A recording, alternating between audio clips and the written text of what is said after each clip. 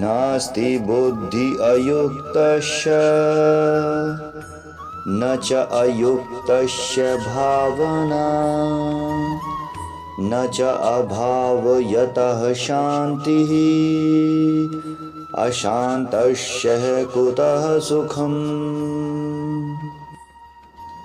लेकिन असंयमी व्यक्ति का अपने मन और इंद्रियों पर नियंत्रण नहीं होता, न ही उसकी बुद्धि दृढ़ होती है और न ही उसका मन भगवान के चिंतन में स्थिर हो सकता है।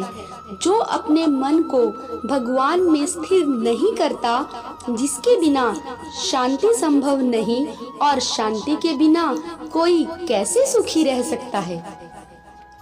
यह श्लोक पिछले श्लोक के विपरीत क्रम में वर्णन कर रहा है और उसे नकारते हुए उसके निष्कर्ष की पुष्टि करता है। इससे पहले के श्लोक में श्री कृष्ण कहते हैं कि भगवान को जानो और शांति प्राप्त करो। इस श्लोक में श्री कृष्ण कहते हैं कि भगवान के बिना शांति संभव नहीं।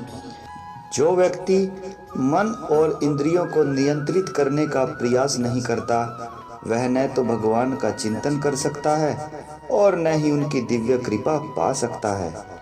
दिव्य प्रेम रस का आस्वादन किए बिना निकृष्ट सांसारिक ऐश्वर्यों और सुखों का त्याग करना संभव नहीं है, और ऐसे लोग भौतिक सुखों के लिए उसी प्रकार से लालायित रहते हैं जिस प्रकार से एक मधुमक्खी के लिए फूल के मधुरस का त्याग करना असंभव होता है।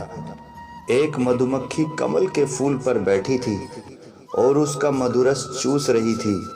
ज्यों ही सूर्यास्त होने लगा, तब फूलों की पत्तियां संकुचित होने लगी, लेकिन मधुमक्खी अपनी इंद्रियों के विषयों का सुख पाने के लिए इतनी आसक्त थी कि वह उड़ना नहीं चाहती थी। उसने सोचा, अभी फूल के संकुचित होने में बहुत समय है, इसलिए मैं और अधिक मधुरस पी सकती हूँ। इसी प्रकार से हम वृद्धावस्था को देख रहे होते हैं, जो कि मृत्यु का स्पष्ट संकेत है, किंतु फिर भी हम मधुमक्खी के समान सांसारिक सुखों में मग्न रहना चाहते हैं। थोड़े ही समय में अंधेरा होने पर फूल संकुचित हो गया और मधुमक्खी उसमें फंस गई। उसने सोचा, कोई बात नहीं, रात भर मैं अपने प्रिय फूल के भीतर रह लूंगी और कल प्रातःकाल में जब पत्तियां पुनः खुलेंगी तब मैं उड़ जाऊंगी।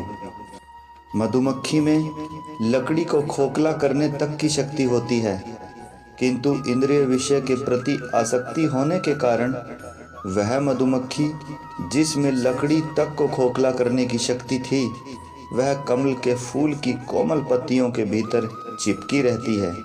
उसी समय एक हाथी आया और उसने कमल के फूल की टहनी को तोड़कर निगल लिया।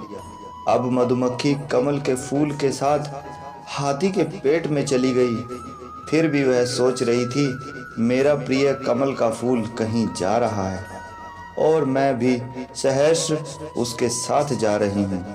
इसके पश्चात वह शीघ्र मर गई। इस प्रकार समान रूप से हम मनुष्य भी अपनी इंद्रियों को तृप्त करने में मग्न रहते हैं और संतों द्वारा भगवान की भक्ति करने के उपदेश पर ध्यान नहीं देते। अंततः काल हमें मृत्यु के रूप में ग्रास लेता है। यहाँ श्री कृष्ण कहते हैं कि जो अपनी इंद्रियों पर संयम नहीं रखते और निरंतर उनकी तृप्ति करने में लगे रहते हैं, वे माया के 3 गुणों के बंधन में बंध जाते हैं। भौतिक इच्छाएं खुजली वाली खाज जैसी हैं, जिसमें हम जितना अधिक लिप्त होते हैं उतना अधिक हमारा विनाश होता है। इस प्रकार सांसारिक विषय भोगों में लिप्त रहने पर हम कैसे वास्तविक सुख पा सकते हैं।